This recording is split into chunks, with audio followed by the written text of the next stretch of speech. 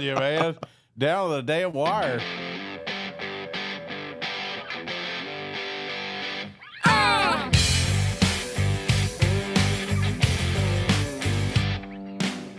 Welcome in, latest episode of that SEC podcast. I'm your host, Mike Breton. I go by SEC Mike on the Twitters, and there he is, the biggest SEC basketball fan out there. Cousin Shane, how's it going, brother? Hey, Beau, what's going on? Oh, man, we were just saying off air.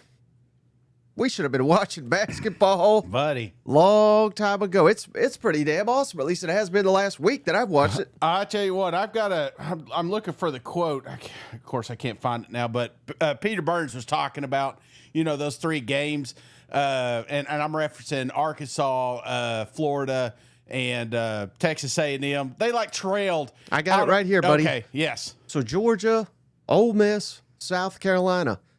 They led for 119 minutes and 14 seconds of the 120 that was played on Wednesday night. They all three lost, two of them at home to Arkansas, one at essentially the buzzer beating Georgia. Yeah. A&M, epic comeback, 11-2 run to beat Ole Miss on the road. And then Florida, whoa, man, talk about a meltdown there for the Gamecocks. They were 14-point comeback. The only time they led was the final bucket of a game.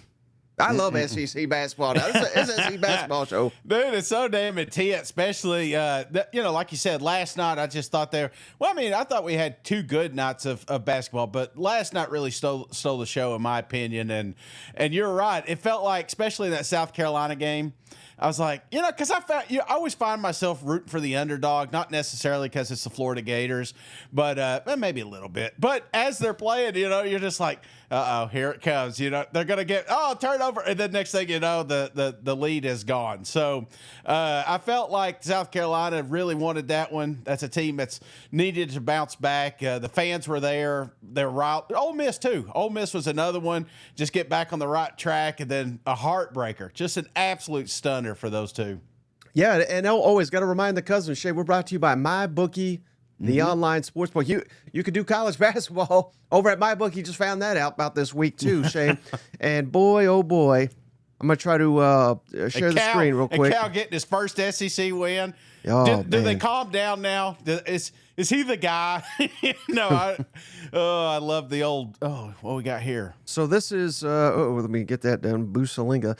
We got Saturday action here, Shay. So we're gonna try to go Saturday night, right? To kind of give a live reaction. These are all the games upcoming Saturday here in this basketball conference that we got now. But Mississippi State, which is ranked 14th at South Carolina. Kentucky, number 9 in the country at Vanderbilt. Remember, Vanderbilt just beat Tennessee. This is a very good team. Right. Oh, but, buddy, A&M at Texas. It doesn't get much better than that. Georgia, Florida. What is this, rivalry weekend over here? Ole Miss, which is 16th, at Mizzou, which is 22. And then the big one, Shane, number 6 Tennessee at number 1 Auburn. Yeah. That's college game day, the first time this year that college game day is hitting the road, so that's going to be awesome. LSU at number 4 Alabama, and Oklahoma at Arkansas. So we're gonna be doing a little recap of that on Saturday. But there's gonna be a hell of a lot of great games. You know what? Brother, looking good too. I'm really looking forward, obviously, to Tennessee Auburn. Getting those two guys together. And, there's a couple storylines. I think you look at Ole Miss. We'll talk about them a little bit. And Mizzou. Mizzou came off a tough loss against Texas and felt like they were really in it, but they just offensively couldn't get it going. Maybe one of the worst offensive performances I've seen in my life. And, it was foul. Every time I looked up, there was a damn foul, So those are two teams that need to bounce back. And so that's a very, very, I think, pivotal matchup in the SEC. And then Texas, they just knocked off Mizzou. I can't imagine they're going to stay out of the top 25 for long, but going against A&M, it's just fun seeing those two teams play anything. I could watch them rowing, and I'm going to be like, oh, hell, look at these two guys, So right. I'm looking for it. And what's awesome, Shane, about sorry to cut you off. No. What's been awesome about SEC basketball, again, right now, there's 12 teams right now slotted to make the tournament. Yeah. But let's say you're like Texas, who was not. You just beat Missouri. Yeah. you're playing A&M. All of a sudden, you play your way. Now you're one of the 12. That's it. Maybe you kick someone out. You know what I mean? So, I mean, it is just ultra competitive. Again, Vanderbilt just beat Tennessee. They're going to have another opportunity this weekend to play a really good team, to potentially play their way in. So, buddy. Can I ask you something personal? And you could be biased all you want, but I think about this with football and now basketball I'm watching. You know, this is competition every night, you know, and twice a week you guys are just battling to the very end. Do you think that hurts you in March? You know, because I wonder, did it hurt SEC in the playoffs, going back and forth in the conference, and then, you know, maybe a little more battle tested, but what do you think? What's your thought, your quick knee-jerk reaction on that? I just think it's different in I think it's different in basketball. I really do. Yeah. I think in football it does hurt you. We got to make excuses why we're not dominating the football anymore. But I think in basketball it's a little different. Yeah. But here's the difference. Like, let's say right now Auburn's number one in the country. They're the number one seed. They may be the best damn team in the country. Mm-hmm. But the tournament's wacky. You know, there's no guarantees. Yeah. I think it helps you if you're in the SEC. I'm just picking a random team here again, and I'm not. It's not like we've been following basketball that long, but I'm going to say Missouri. Yes. Let's say Missouri has a nice close to the season, and they're like, again, I'm just making this up, but like fifth or sixth seed or something like that. Mm-hmm. I think battling your way through the SEC, I think you could get hot and go on a run in the tournament. Yeah. Because you've been battle tested in this conference, and you may not be perceived as like some elite team going into the tournament, but you're more ready for these matchups. Yeah. Having been through it, where honestly, I think it's a little bit reverse in football where, again, we can make excuses for any of these teams, but Ole Miss, Alabama, South Carolina, if they were in the ACC, they would have walked their ass to the college football playoff. You know what I mean? That's exactly what I was thinking. I don't know. I just watch it, and it's been like this for a couple weeks now. But it's just at the end of the day, does it help or hurt? I don't know. I can't see that it hurts, but it does make you wonder. Yeah. Now, Cousin Will, shout out Cousin Will. You guys sound like Jay Billis and Dick Vitale. Hey, shout out to Dick. I saw he's cancer-free, man, so that's good. Always good to hear that. If you're looking at some donations, there's a good place to do it right there at Dickie V's foundation. But, yeah. Absolutely. Yeah, you didn't know I'd get all serious there with that joke, did you? It's awesome, baby. Well, that's about anything else. That's all the basketball talk I got till we see some more on Saturday. Obviously, you know, I got to listen to a couple coaches talk and everything like that. Nothing just. I mean, I love listening to Rick Barnes. I thought he had some funny comments. I thought Cal coming out late. You know, it's always entertaining to see him. But yeah, I never. I mean, short of any injuries like there in Arkansas, I didn't see any crazy news. But I am looking forward to a full slate Saturday, man. So my ass is gonna be glued to the couch, and then we'll jump on. I don't know if we've officially came up with a time, but probably after a really good night game, we'll jump on and just kind of break down some basketball action. Right. So I just a show announcement. So on Friday, I got a great guest lined up who's going to talk basketball and football. So team specific there. So that'll come out on Friday. We'll connect on Saturday night, and then we will have hopefully another SEC Power Rankings. This is completely different from the Saturday night show. Yeah. And we'll try to run that on Sunday. So we're going to have wall-to-wall coverage this weekend. So we ain't going anywhere. I know the football season's over, but there's still a lot to talk about. You know what? Hell yeah, man. I mean, where you going to go? You're snowed in. You went to the beach and can't get out because there's 9 inches of snow on the sand. You know? It's like, what else you going to do? Let's watch basketball and talk football. Yeah, so how about this one, Shade? Let's see if this gets you going here. We got a couple more SEC over/under win totals for football, of course. Yeah. To come out here, and we can break these down by schedule if you'd like. But let me just run down all these real quick, and then you let me know what, if anything, stands out to you. Again, these are according to sportsbetting.ag here. Texas and Georgia tied for the highest over-under win total. And as always, I should remind everybody, over-under win total is just regular season. Doesn't count a bowl game or SEC championship or anything like that. So this is out of 12 games. Georgia, Texas, 10.5. Mm-hmm. Tennessee, about to evolve, Shane, all the way up there at 9.5. Not used to seeing Tennessee above Alabama in these, but that's the world we're living in now. Yeah, we are. Alabama and Ole Miss both at 9. LSU, 8.5. Of course, Texas, 8-4. They're at 8. I mean, I think they're there for the eternity of time until they prove otherwise. Oklahoma, 7. Mm-hmm. Now, these are the two that have really jumped out to people. Well, hell, really, all three of these. South Carolina and Florida, both 6.5, while Auburn, 5.5. Ooh, doggy. Any of these, any and all of these jump out to you? Immediately Auburn. Because I talked about Auburn potentially being one of those sneaky fringe playoff teams. Not saying they're going to make it, but I do feel like they could get in the mix there. And can you find 6 wins on the schedule? I know Baylor, I think it was a 1-point spread on that game. Right. But I think through September, almost up till A&M game, they should be undefeated, in my opinion. So that's 4-1. Then you've got... Whoa. You're saying they're going to be undefeated heading into Georgia? No, to A&M game. Oh, gotcha. Yeah. I think that little slate right there, that A&M, Georgia, Mizzou, even Arkansas, that's your toughest stretch right there. But then you turn around and you pair it with a Kentucky, a Vanderbilt, a Mercer, potentially an Alabama at home, Iron Bowl. I think you could find 3 more, even if you drop, let's say, the whole month of October. I still think Auburn finds the wins that's needed here. So maybe that's just lack of confidence in Hugh Freeze down there on the Plains, and it kind of worries me that Vegas is so low on him. But this is my favorite bet on the board right now. Right. Sorry. And always we got to say again, nothing against the fine folks at Sports Betting AG. I don't know anybody over there, but now's the time if you're feeling good about a team to get value. Yeah, because come July, come August, this number is not going to be 5.5.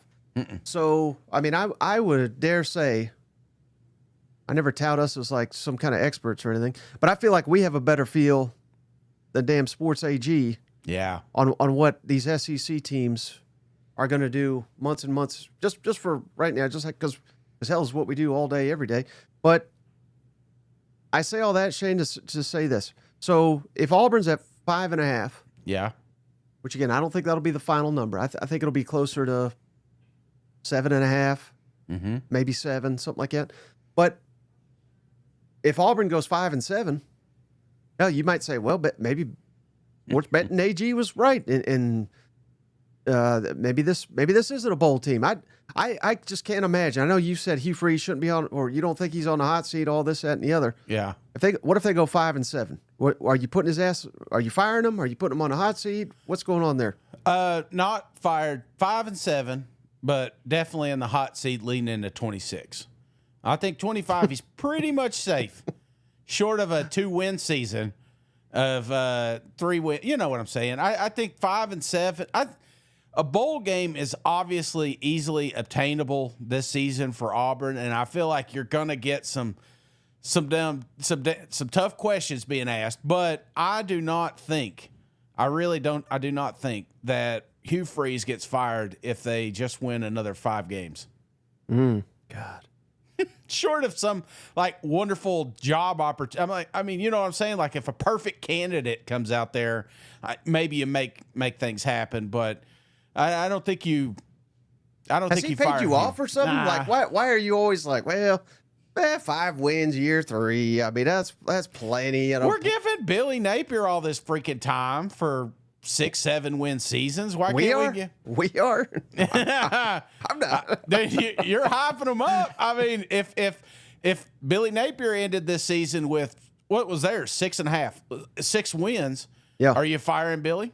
His ass gone. They just won 8. Yeah, you can't go backwards. If they go 7-5, Yeah. even with this schedule, I'd fire his ass. That's not good enough. Not with a quarterback. DJ Lagway, I think, could be the best quarterback in the SEC. Maybe the best quarterback in the country. I don't know if he's ready for that. That may be more year 3 talk. Yeah. But he's a difference maker, clearly. You just get those feelings. Man, don't you just have a feeling that some coaches need time? And I know 3 years is like the perfect number, but going into year 4, long as there's something, we got to have some close games. I mean, if you're talking worst case scenario, and I'm talking worst case scenario, Mark, 5 wins. I feel like there's got to be some scenarios in here. Maybe it's the last 3 games of the year or something like that, where you kind of pick up momentum similar to what Napier did last season. But other than that, you don't make a bowl in Auburn year 3. I think you should be fired. I just don't think he would be fired. Yeah. Well, that's why I'm saying it stood out to me, Mike, because, again, I feel like Auburn's going to be closer to a 9-game winning. 8-9 is what I'm looking where that line should be. right. But you're saying if he wins 5, he's fine.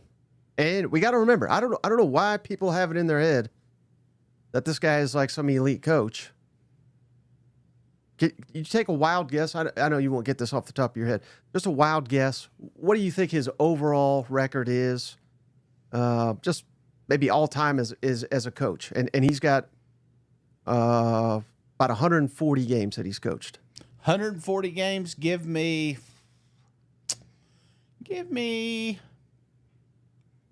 90 and what is that? 90 and 50. You were close. Very close. 87 and 61. Look at that genius. Look at that. That's all this working out I'm doing. Drinking water. But, I mean, basically, and that's with a ton of Liberty records thrown in. You know what I mean? Like, he is a 500 coach. So I don't know why people are like, well, just give him that time. Or like, what? So he'll go 500 again? I mean, that's what he is. Well, that's not 500, man. I get it. I get the Liberty argument. I mean, he has a losing record in SEC. Yeah. And it's not. I don't even think it's that close. Just get rid of them, man. Fine. Fire them. Fire them all, Mike.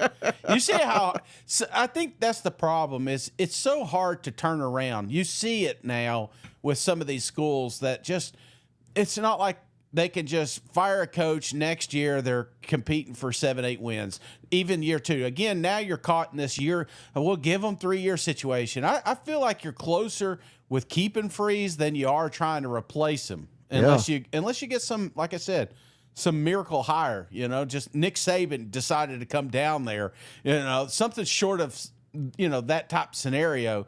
I just don't think you get rid of Freeze, but that can't be the only one that stood out to you on this list. Yeah, a lot of people, South Carolina, 6.5. I've actually kind of come back down a little bit from Carolina.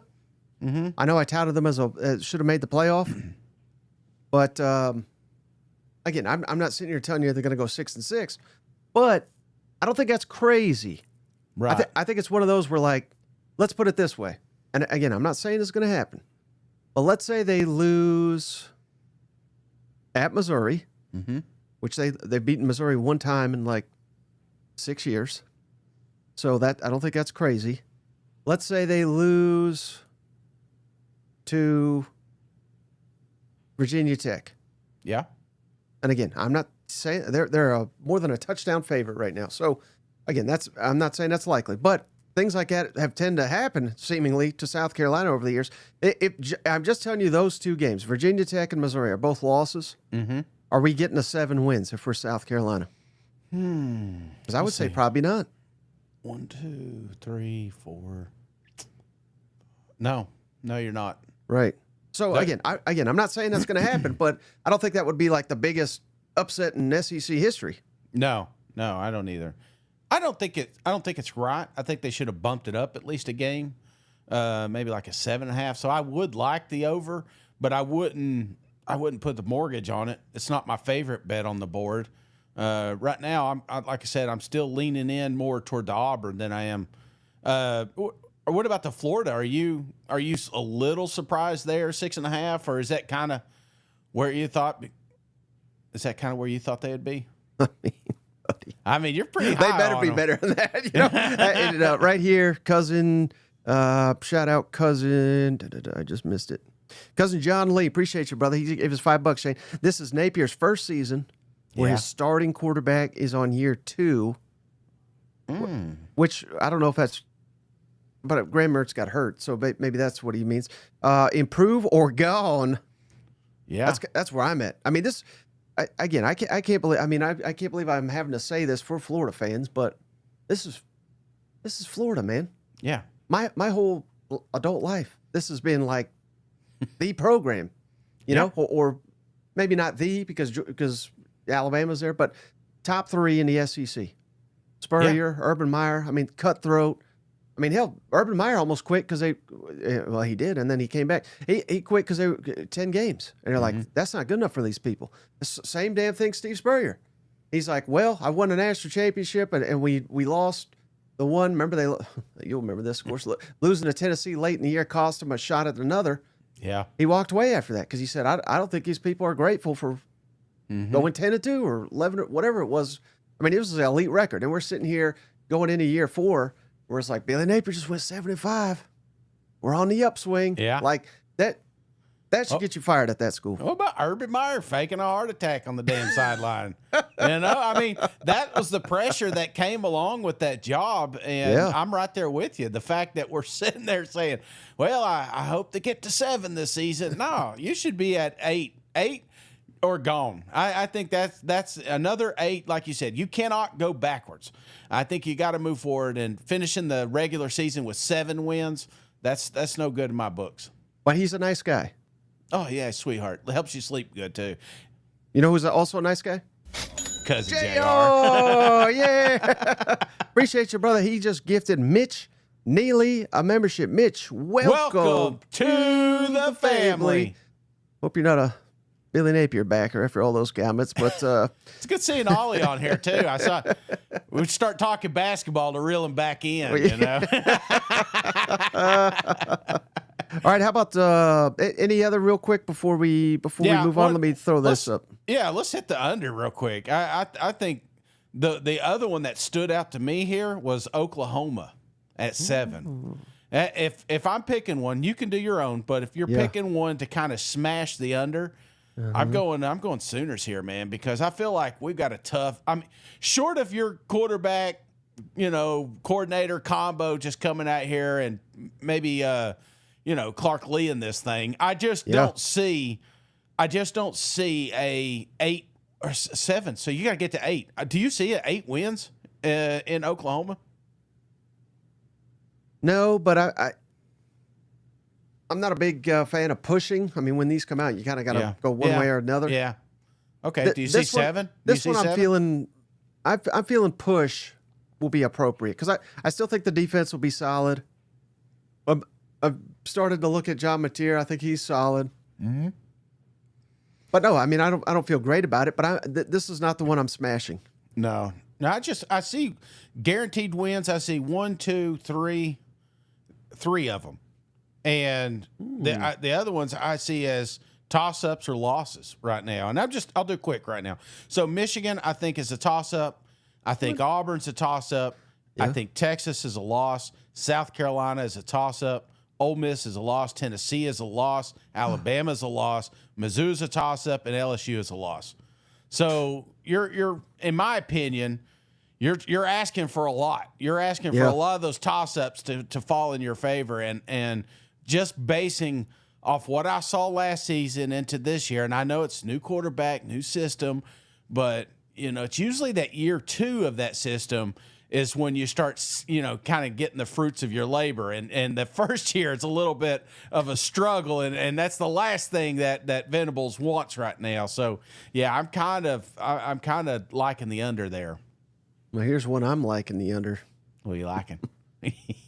Tennessee! Oh! Come on, Dad. I get the 3rd highest over-under win total in the conference. 9.5 is what it is. So, again, I'm not...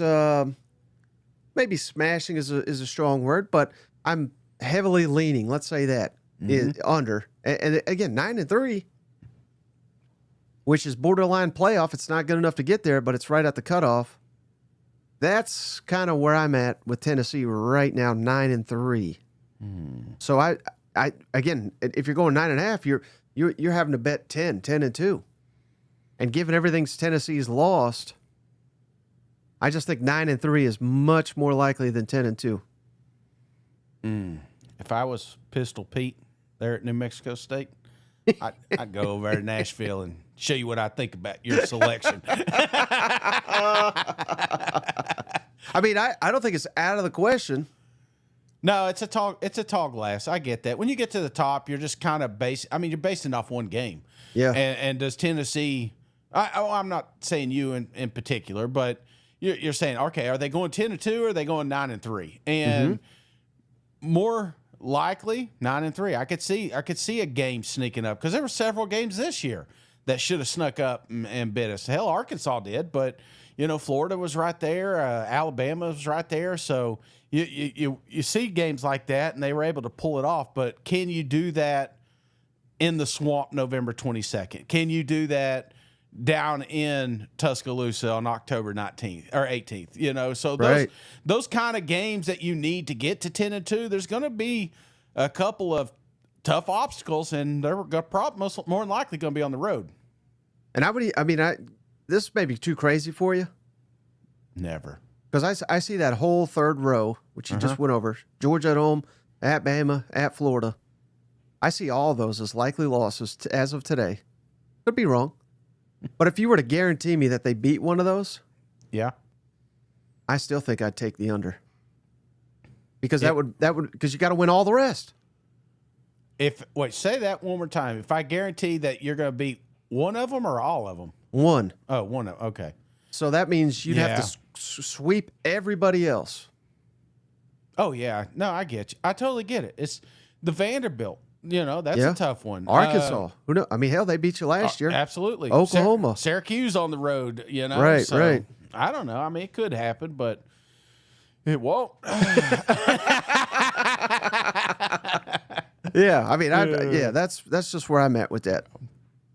That's but awesome. You know what will happen, Shane? What's that?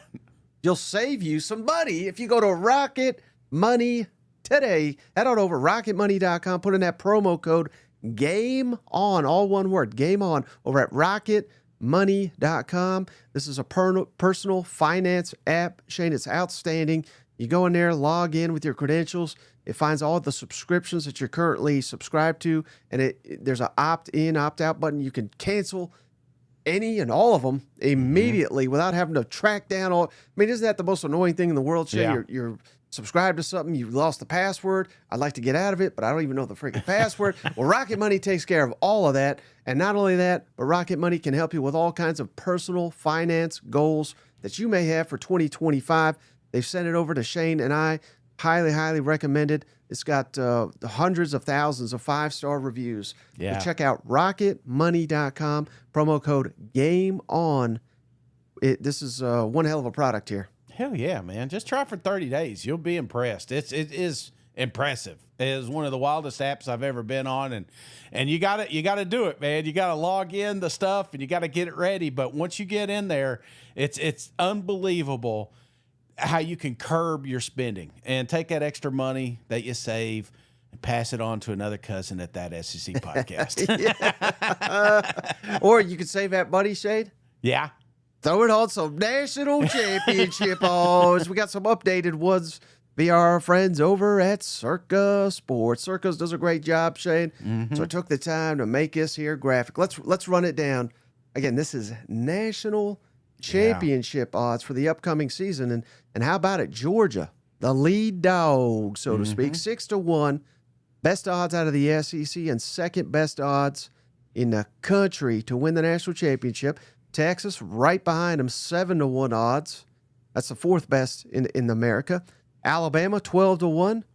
LSU, Tennessee, and Ole Miss all 25-1. So the ninth best odds for each of those. A&M 30-1. Auburn 50-1. South Carolina 60-1. Florida 80-1. Oklahoma 100-1. Mizzou 150-1. Arkansas and Vanderbilt 1,000-1. Yeah. And then Kentucky, Mississippi State each 2,000 to 1. Any thoughts on these? There's a couple. I love that 25 section. LSU, Tennessee, Ole Miss. Yeah. Those three right there, I feel like is the best value on the board.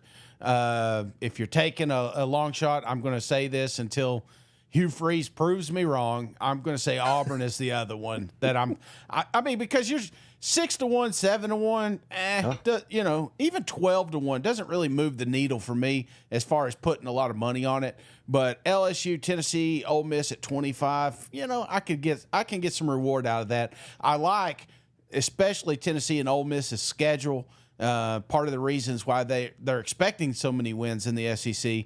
But those are probably my two. And if I had to pick one, I'm going Ole Miss is the best bet on the board right here. Yeah, and I know you're not a Florida believer, but come on, 80 to 1. That's interesting to me. That may be the best value bet on. How about your Missouri Tigers down there, 150 to 1? They're going crazy in the portal. It's too hard to bet on them without knowing what they have at quarterback. But let's just say Joe Burrow, that's like pie in the sky. You know what I mean? But like, let's say they get the next great transfer quarterback, Pribula.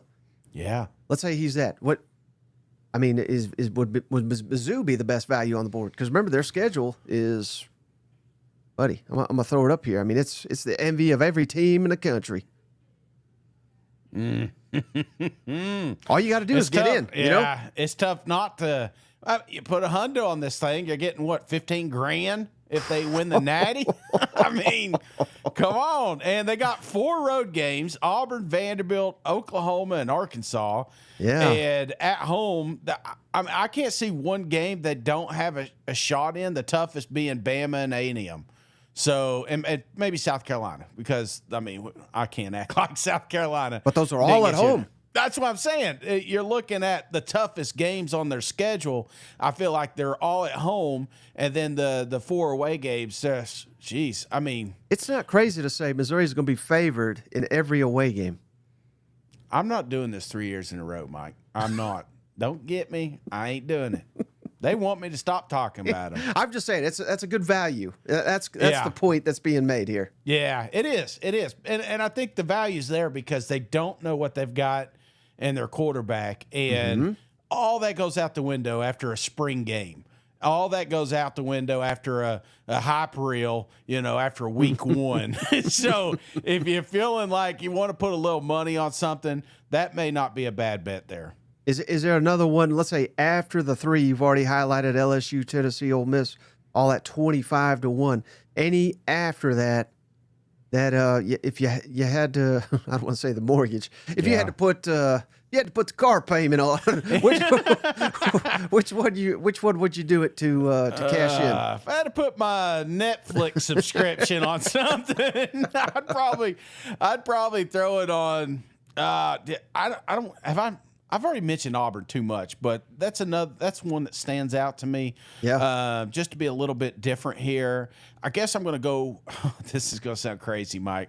It's going to say, this is, even though it says save your money, I'm looking at quarterback situation, and out of all the quarterbacks I see on their bottom, I'm not taking your Pavia.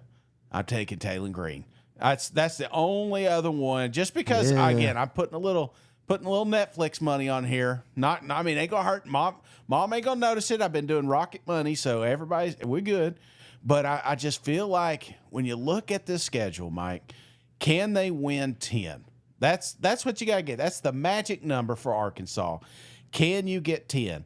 I think the only tough games on here, correct me if I'm wrong, Ole Miss, Notre Dame, Tennessee, A&M, Auburn, LSU. It's a tough schedule. But is there any that you feel like they don't have a shot to win? Like, do you have more than 2? Like, there's no way in hell they're beating these teams. I would probably say at Texas. Yeah. And that may be it. Yeah. At LSU, maybe. Maybe. I think you're higher on LSU than I am. I think getting Ole Miss early is a good thing. Right. They're trying to break in the new offense, defense, and And here's one thing though to consider with Arkansas, because you said 10-2. Yeah. We've only had 1 year of the 12-team playoff, so you're 100% right. That's kind of where the metric or the number, the magic number we should look at. But when you got Notre Dame, which is coming off the national championship, you got Memphis, which is very solid, and you got, believe it or not, Arkansas State. I think had a decent record last year. Shitty coach, but yeah.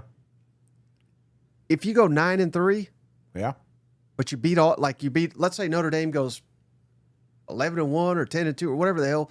If you beat them, 9-3 might be good enough to get because who knows? Texas could be number 1, LSU could be number 3, and Tennessee could be number 10. If that's the case, and those are your losses all on the road, Arkansas may be the first. I don't think someone got in with 3 losses. I should know that, but 9-3. Well, yeah, 9-3 may be good enough to get you in if you have some big time wins. Yeah. It's just, I mean, we're going to be scarred from what we saw last season with this committee, and I don't know if it changes immediately. Yeah. And why would it, Mike? And that's the problem. We can't sit here and say we need more SEC teams and then get our asses kicked when we show up to the playoffs. Right. It hurts the argument the following season. I feel like Big 12 over here just begging for 2 teams, All right, wait. Well, let's move on, Shane. Unless you got anything else, because we got some great mailbag questions. No, that's good. That's good. I'm sorry. All right, shout out cousin Kyle. He's in the comments section. We appreciate you, buddy.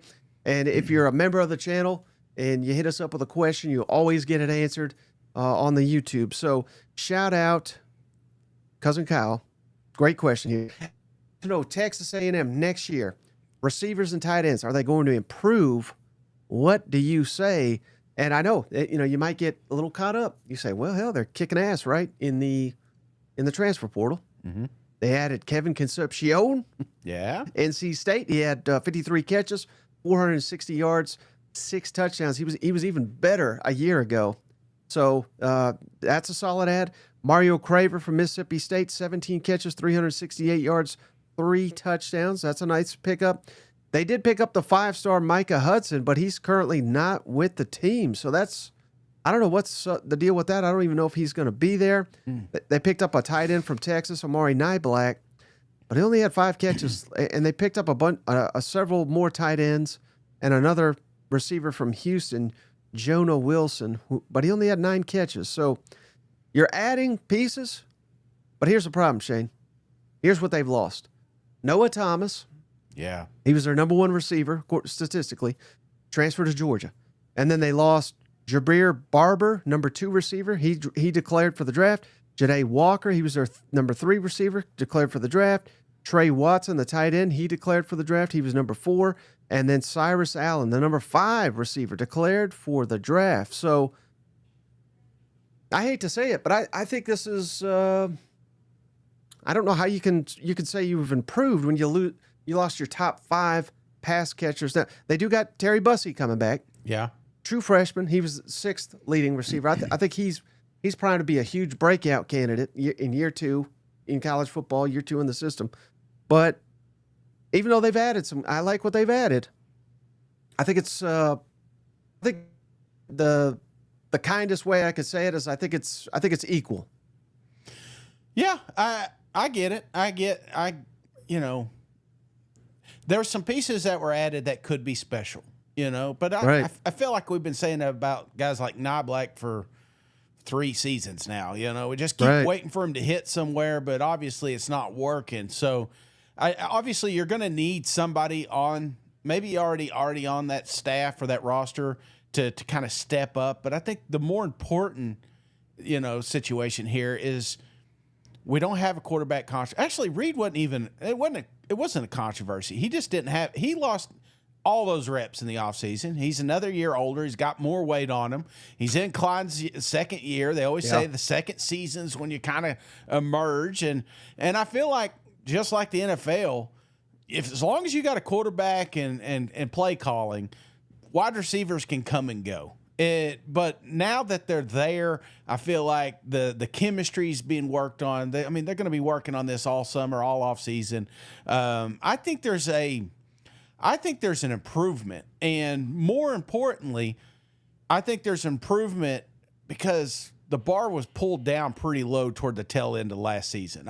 You know what I'm saying? Yeah. I got to get the running game going because that's clearly what they want to do. But if they get that going, I feel like it helps Reed. I don't want him running for 50 yards a game. It shouldn't be that, but it does help that he has that ability. So I think offensively there is an improvement, but it's not a big improvement. I feel like it's going to be a slight improvement. In fact, I feel like the best part is just they're going to hit the ground running sooner, which is important. They started off last year 7-1. Why can't they do it this season? Right, and that include right out the gate, they were pretty bad against Notre Dame. But again, we come to find out Notre Dame's really good, right? Yeah, for once. All right, shout out another official cousin, Shade, Michael Riley. I think he's in the comments here. I appreciate you, buddy. He always asks us great questions. And this one's really going to get you, Shane. What's the most heartbroken you've ever been about a loss? Oh, I can tell you where I was at, Mike. Oh, yeah, go for it. I was at your house. Oh, no. That was it. South Carolina, Tennessee, 22. And maybe because I'm old and I can't think as far back, but that was one of the lowest times in my life as a Vol fan, because you got to beat South Carolina and Vanderbilt and you're in. I'm already thinking about the playoffs and going and seeing this awesome team play, and then we didn't just get beat, we got destroyed. So that was, and our quarterback got hurt. So it was a whole bunch, but that was probably one of the lowest lows of my life. That was one of those games, Shane, where you're hanging out with your buddies and you're having a good time. And as each quarter came, your buddy got quieter, until you didn't even want to speak to him anymore. You know what? We did talk a lot. I just left, I think. That's a good one. How about this one? Yeah, this one will hurt you. Sorry, but he's asked me which one hurt you. There's two that stand out for me. They're both Tennessee. 2015 Florida. Yeah. Down in the swamp, had Florida beat. And it was old steroid Will Greer to Antonio Cromartie, fourth and forever. Yeah. And that was stupid. It was like Tennessee forgot how to play defense for the key moment in the game. It wasn't even a Hail Mary. It was just a long pass and broken tackle, and there the guy goes. That was pretty tough. And then another one was Whiffen. The one year he was at Tennessee. Yeah. I was down at a bar in San Diego watching Tennessee play Alabama, Shade. They were about to beat Alabama, and they had badass Terrence Cody blocked another field goal. I flipped over a table. That I thought I was going to get kicked out of that bar, but that was tough. That was a tough one. I forgot about that one. That was another one. I mean, we shared the same vertical at that time, me and Cody. We were very similar athletes, and that one hurt because we had an opportunity. But I'm going to tell you one more, Mike. Mm-hmm. 2001. You got to remember we had 9/11, so the Florida-Tennessee game got pushed back. Then we go down to the swamp. You just talked about Spurrier leaving. Yeah. We go down there. We beat the Florida Gators. Florida Gators were supposed to be in the BCS National Championship. They were going to play Miami. But we beat Florida, which put us in the driver's seat. And then we go over and face Nick Saban and the LSU Tigers for a second time. I was at the first game where Kelly Washington had like 200-something yards receiving. No reason we shouldn't beat LSU. And then we lose the SEC championship. We get kicked out of the BCS game. Now, to be fair, we may have got our asses kicked by Miami. Yeah, that's why I never understand why Tennessee fans get upset about that. I want to be in it. I would rather be there. Miami had 38, I just looked it up, 38 draft picks on that team. Yeah.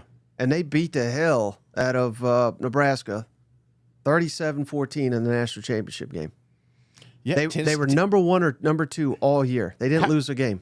How many drafted off Tennessee's? There was quite a bit. And while you're Googling that one, I just felt like... No way it's 38. No. It don't have to be. We just need 5 good ones. Yeah, they had. They had. How some, many? Well, I don't know the number here, but I'm looking at Dante Stallworth, Jason Witten, Albert Hainsworth, John Henderson, Will Overstreet, Dustin Colquitt. That defensive front, Big John and Albert. Good God. I'm just saying. All I'm saying, Mike, is we'll never know because we didn't get to play. And they had 10 draft picks. I see it here. Yeah. See, that's one side of football that we could have won on. 10-38. Yeah, they still would have got killed. Maybe. I mean, that was like one of the greatest teams of all time. I know. I get it. They're crowned. We hear the stories, the 30 for 30s, but we could have had an upset there. So I was just upset that we didn't get that shot. That LSU game, that was a sad football game to watch. And then I missed this, but Michael Riley's got a follow-up. What about the most excited? And I think we might have the same. I don't want to speak for you, but I think the most excited after a win, I was watching it with you and my dad. Tennessee beat Alabama, beat Nick Saban's ass. I don't know. I didn't think I'd ever see Tennessee beat Nick Saban after the beating. Ever since that game you just referenced, that man owned Tennessee. That was probably one of the most exciting wins I've ever seen. Most exciting, yeah, that's up there. There's 2 other ones because there's always more because I do these on these lists. Is Jawan Jennings Hail Mary? You know, I remember exactly where I was standing when I was watching that game, and then off the Will Hoyt field goal against Florida. So I think it was 04 maybe. Yeah. Will Hoyt missed an extra point. We get the opportunity to knock in like a 51-yard field goal to win. But it took a lot of things to happen to at least get that shot. So anytime you beat Florida, it was a good day. So that was another one for me. All right, shout out cousin Robert. He's another cousin, Shane. So he's got a long question here, but I don't know if you saw this. 98 Arkansas was up there too. So okay, I'll shut up. Okay, I don't know if you saw this, but in fairness, I think they've done away with this already with the new presidency in there. Yeah. But the Department of Education said the payments have got to be equal. Title IX, men and women. So again, this is all very confusing. But college football, we're anticipating a roughly $16 million that college football, every team in the SEC is going to get to build a roster, right?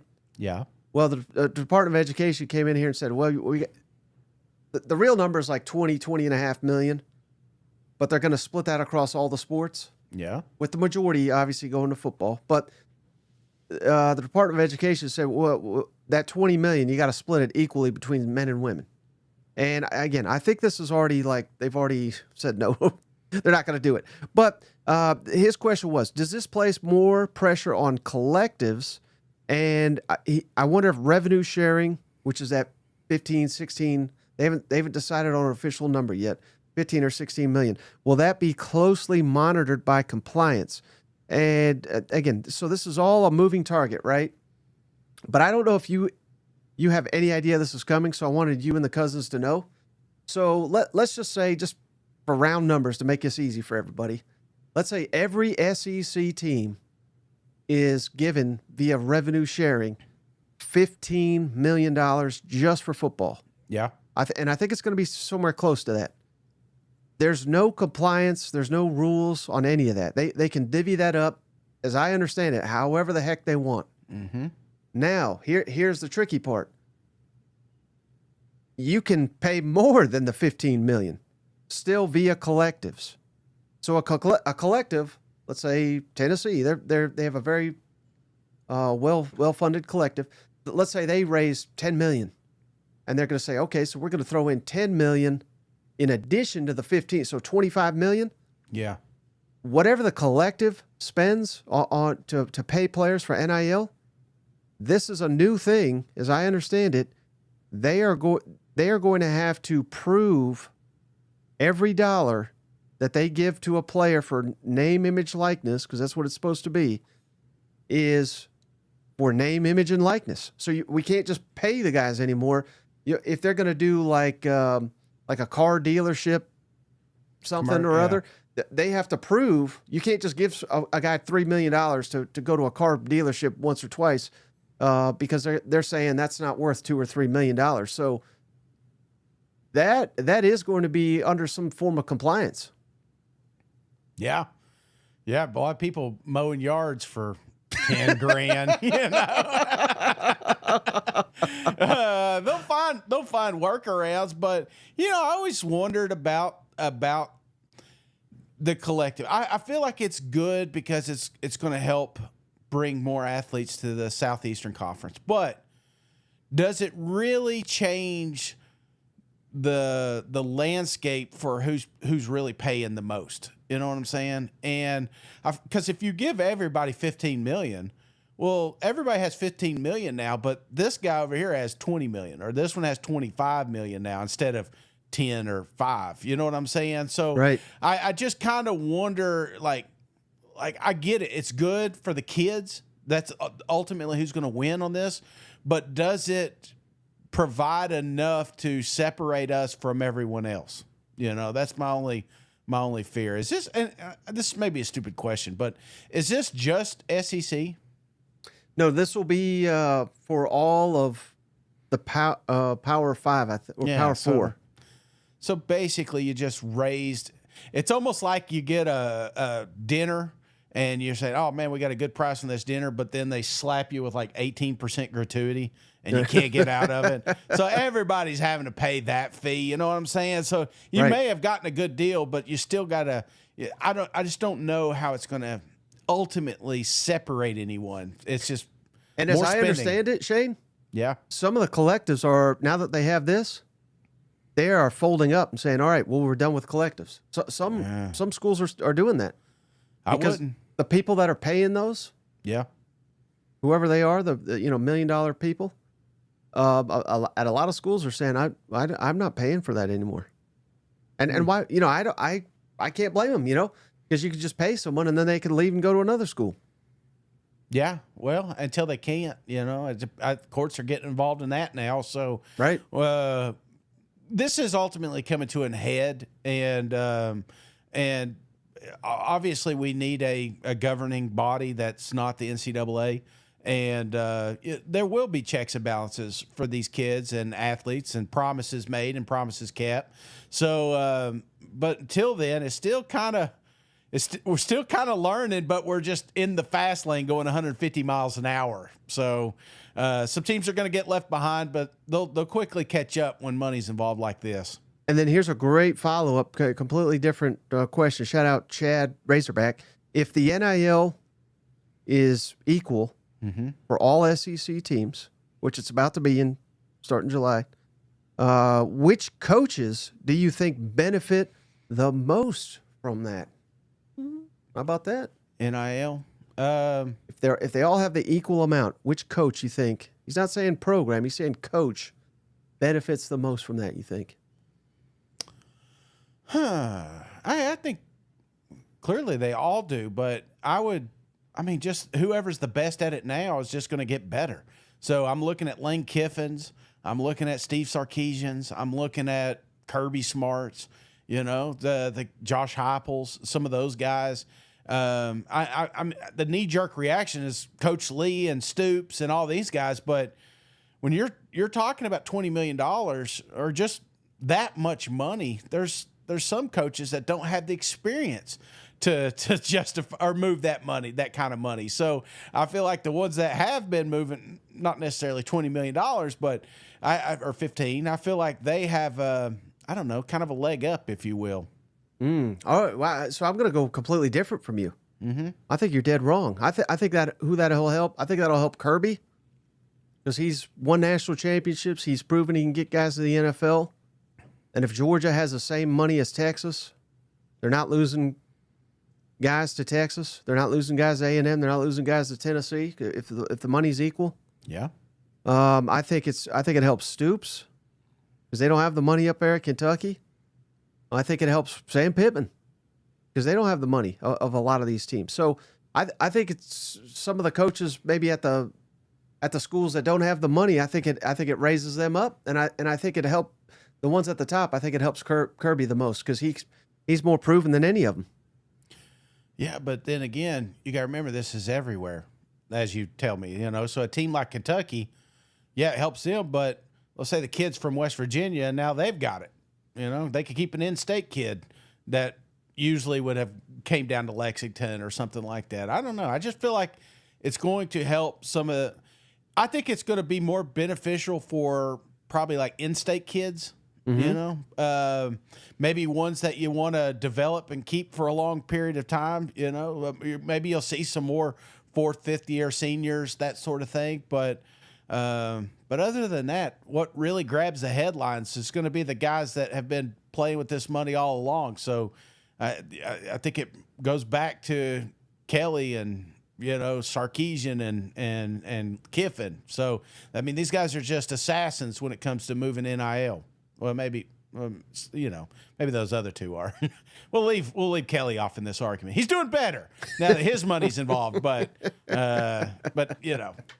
All right, back to the mailbag just a second, Shade. But want to shout out to our friends over at Shop Mando. You tired of all these stinky problems you may be having, Shane? Head on over to shopmando.com. Put in that promo code SEC for $5 off a starter pack. And that's $5 is 40% off the product, Shane. Yeah. What is this starter pack? It's a solid stick deodorant, it's a cream tube deodorant, and 2 free products of your choosing with free shipping. We love free stuff over here, don't we, Shane? Absolutely. So check out shopmando.com. Don't forget that promo code SEC to let them know we sent you over here. I was wearing some of my Shop Mando at the gym today, Shane. Let me tell you, I think those ladies noticed. Yeah. Yeah, I mean, I've been having a double coat myself here lately, you know? All this exercising. All right, how about this one, Shane? I think you'll like this. Yeah. I think I know what he's upset about here. Gamecock Stan. Uh-huh. I'm going to throw these back up because he's pissed. Is Vegas all crack after releasing these lines, or am I missing something? Again, we kind of already hit on this, but I think he's really upset about the 6.5 South Carolina. But I just wanted to do his question because I reiterate what I said earlier. Now is the time to take advantage of these over-unders because they're going to change. Yeah. They're going to change quickly. And the best ones to hit are the ones at the very bottom. You know, the ones in the middle are all kind of stay away. Like if you're 9-7, I'm not touching you. Yeah. If you're 6.5 or lower, I would think about throwing money on those teams to go over. And quite frankly, Georgia, Texas, Tennessee. If you're confident about, I'm not guaranteeing they go under, but if you're feeling confident one way or another, I think the smart money is playing the under with the teams at the top, if that makes sense. So Mike is touching cocks, sounds like, huh? Let's get that schedule up real quick. South Carolina. Let's hash it out real quick, Mike. Okay. Got to get to 7. We got to get to 7 wins. What's the path? I mean, they could be 5-0. I think there's a shot that you start out the season 5-0. You know? Right. Virginia Tech's a winnable game. Vandy's a winnable game. Yep. Mizzou's a winnable game. Kentucky, clearly a winnable game. Yep. Got to bye, and then you've got LSU. You kind of doing a 0.5 there, or are you saying that's a loss? I'll go 0.5. Oklahoma. Win at home. Alabama. I'll go loss. Ole Miss. I'll give a half to that too. A&M. You're at 7 now. Yeah, A&M's give me a half. And then you still got, what is that, Carolina? Coastal Carolina, that's an easy win. Clemson, even easier win. So 8-9 wins. Give it to me. Shit. If South Carolina ends with 9, are they a fringe team, or do you put this team in looking at that schedule? 9 wins. No, I think you got to get to 10. Can they be a playoff team? Oh, yeah. Hell yeah. Yeah. If Sellers takes that big step forward, you know. Did you like those odds earlier? South Carolina, what was it? 60, did you? Let's see. 60 to win the Natty? Yeah. No. That's a stay away from me. What about make the playoffs? What do you think it should be at? 35? I was going to say 25. 25 to 1. Okay. I like that. I mean, 25 to 1 to make the playoffs. I'm in. I believe it. You know No what? wonder he's pissed off. I'm pissed off now. I got the damn Heisman quarterback. Hey, how about this one? Let's see if I can. Yeah, this is hilarious. Yeah, cousin Ryan, appreciate you, Ryan Hogan. Did Texas have a signature win? They've caught a lot of hate for their schedule. I'm trying to see if they did. I mean, Michigan A&M felt like one at the maybe. time. A&M, come on, brother. A&M went 8-5. That ain't a signature win. Felt signature watching it. I mean, because they really didn't let anything happen there. They look at A&M like they're garbage. You know, you can't say beating them is your signature win. Maybe all Clemson. you do is talk shit to them. You know what I mean? Maybe Clemson, I guess. Yeah. I mean, I don't think they did. I think that's a fair question.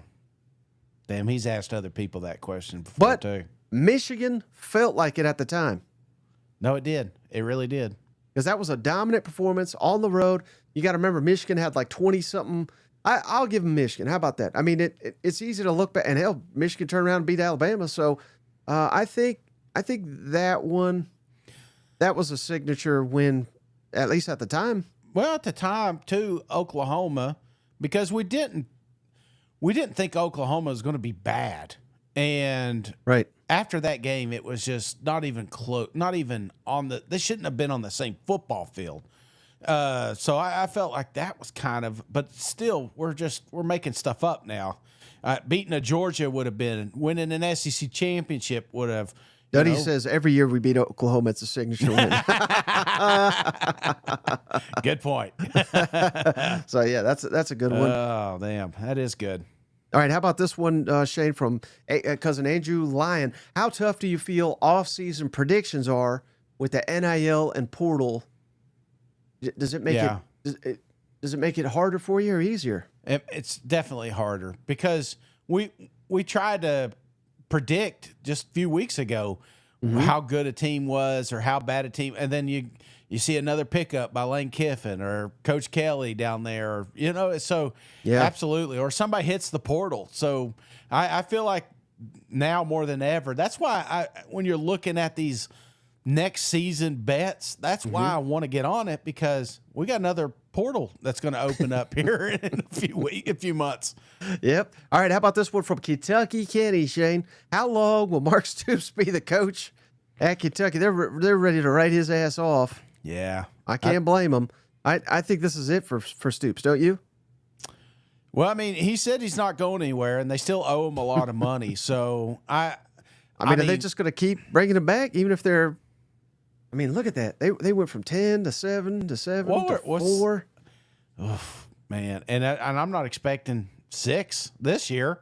So, yeah, I think this naturally would be the last year. But if you can't find the money, you can't find it. So maybe they take that 15 and put it toward the coach instead of the players.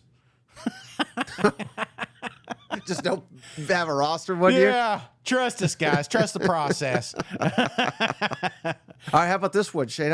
This is a very great, interesting question from the Big Valbowski.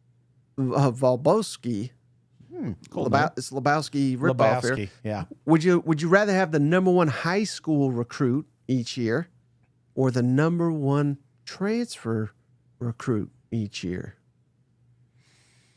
Transfer. Would you? Yeah. Because at least you got some proof. You got a little film. I mean, kid may just kill it in high school and then not do anything at the collegiate level. And sometimes you see that in the portal, but it is a little bit, I think, more rare. So, yeah, give me the number one portal guy every year. Does it change at all, though? He says here, if you're guaranteed to have the high school guy for 3 years, does that change your opinion at all? Well, that's not fair, you know. Nah, I'd take the high school kid then if I got him for 3 years. You know what it tells me if you got him for 3 years?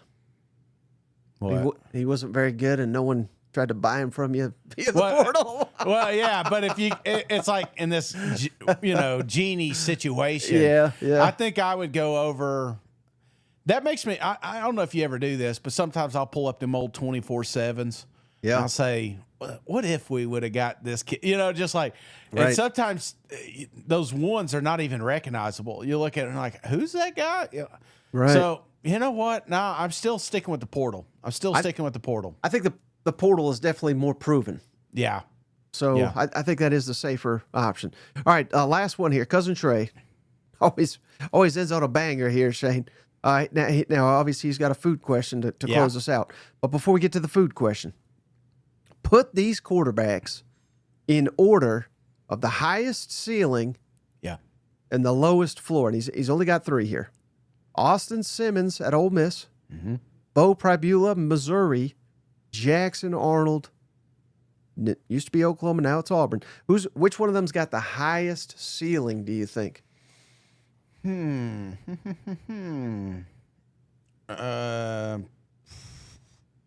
the first one again? Austin Simmons, Ole Miss. I go highest ceiling him, Simmons, and then lowest Jackson. I've seen it. I've seen low. You know? That's true. That's true. That's a pretty damn low. I mean, do I need to pull up the South Carolina game? Or Tennessee. Yeah. There's a lot of them. Yeah. I hate to just agree with you because it's boring, but I think Austin Simmons, we've not seen a. Here's the only problem though. Like Simmons, we've seen a little. Beau, we've seen none in the SEC. He's been a backup, and we have seen Jackson Arnold screw up. So it's a little bit easier to say, well, yeah, he's got the lowest. But for all we know, Beau could be twice as worse as Jackson Arnold. Austin Simmons, again, what little we have seen, he looks fantastic. It's a completely different story when you're thrown in there and you're, let's throw up. Well, I mean, can you say that about Pribula? I mean, well, here's the point, though. Yeah. What's Simmons going to look like when LSU comes to town and they're 4-0 and season's on the line? You know, we don't know. What's he going to look like at Georgia? Is he ready? I mean, there have been many a quarterback, Shane, that elite, you know, until they actually got to start. There's a reason they say the backup's always the most popular because he's not screwed up yet, you know? Yeah. Everybody loves you till you throw that pick 6. Oh, and shout out Cousin Drew. This is an excellent point. We've also seen Jackson Arnold beat Alabama's ass. Shit, that's good too. That's Drew, Mona Lisa there. But then he turned around and didn't beat LSU. It's close. I mean, Nuss got hurt, came back. Yeah. I don't know what they gave him in the locker room, but I think probably Beulah is another one intriguing just because of speed and athleticism. Something again, I felt like they missed a little bit last year, especially. Yeah. And then the schedule's going to open up. I don't know, but too many question marks. I get that. All right. How about again, food question from Cousin Trey. Yeah. Broke foods. You got to pick one. He's going to give you 2 options. You got to pick one, all right? Yeah. Mac and cheese or hamburger helper? Hamburger helper. Not even close. Spam or bologna? Bologna. Spam. Oh, now this is gonna be a tough one. These are easy. Totino pizza rolls. Yeah. Or bagel bites. Oh, pizza rolls. Yeah. Really? Yeah. Is he in my house? Get out my fridge. Now you think those are easy? You Yeah. saved the best for the last. He's gonna trap your ass here. Ice cream cake or vegetable medley? Oh, ice cream cake. Yeah. You hate ice cream cake. Yeah, but I hate vegetables. Hey, that was that easy, huh? Yeah, that one. I think a tougher one would have been like ice cream cake or like sherbet. You know, that's kind of a close one. Like you get some of that orange sherbet. But the pizza rolls, I'm a combination now. Not anymore. Not since January 1st. But I was a combination pizza guy. Real good. The air fryer is a game changer if you like pizza rolls. Let's see. Then the second one, the hamburger helper. That was the Spam. Shit, I mean, we grew up. I mean, clearly, we grew up on some Spam, and there'd be Spam days. You just fry up a few pieces and put it on bread, and you got yourselves a damn meal. So, and I've done that with bologna, kind of similar. You just got to make sure you poke a little hole in the middle so it don't, pump up on you. But how about, can I share, I don't think you'll mind, but the grossest thing I've ever seen you eat. Yeah. What is it? I mean, I couldn't believe I was witnessing this with my eye. Like these are like, this is like amateur hour compared to what I've seen Shane eat. I'm pretty sure this was in my apartment when I was at Tennessee there. Yeah. You came over, and I think we'd had a couple cold ones, and you were craving some food, and I didn't really have much, so you grabbed like two of the things that I had. You have any idea what I'm talking about? I have no idea. It was more than a few beers, Mike. So you grabbed. And to this day I've never seen anyone eat this. You grabbed hard shell tacos. Yeah. Okay.